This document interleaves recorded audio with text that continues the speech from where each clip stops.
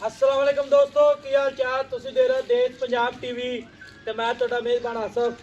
Number हुंदा 0307 1076 965। यही WhatsApp number इमो number है। अज एक माशाल्लाह दूजे नंबर वीडियो लैके आया।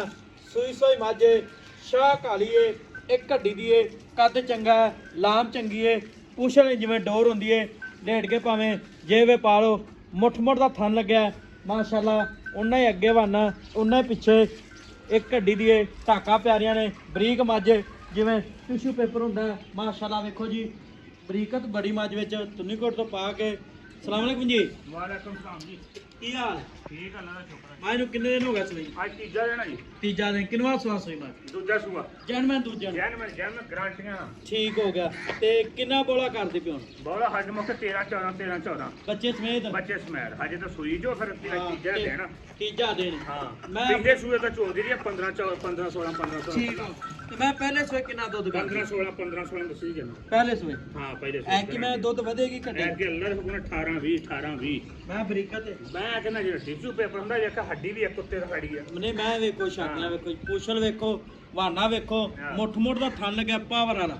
ਮੁੱਠ ਤੋਂ ਵੱਧ ਨਹੀਂ ਥਣ ਹੈ ਤੇ ਥਣ ਚੱਡੇ ਗਾਰੰਟੀ ਆਪਣੀ ਫੁੱਲ ਗਾਰੰਟੀ ਕਾਹਦੀ ਹੁਣ ਤਾਂ ਸੂਈ ਖੜੀ ਅਗਲਾ ਆਣ ਕੇ ਚੋਲਵੇ।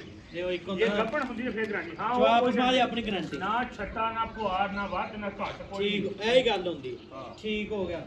ਤੇ ਝੋਟੀ ਦੁੱਧ ਮੈਂ 16 17 ਕਿਲੋ ਕਰੇ ਖੁੱਲਾ ਤੇ ਇਹਦਾ ਮੁੱਲ ਕੀ ਕਰਦਾ? ਮੁੱਲ ਦਾ ਪਿਆਰ ਨੂੰ ਬਤਲਾ। ਹਾਂ ਮੁੱਲ ਪਿਆਰ ਨੂੰ ਬਤਲਾ 6.5 ਲੱਖ। 6.5 ਲੱਖ। ਹਾਂ 6.5 ਲੱਖ ਚ ਕੋਈ ਲਾੜ ਪਿਆ?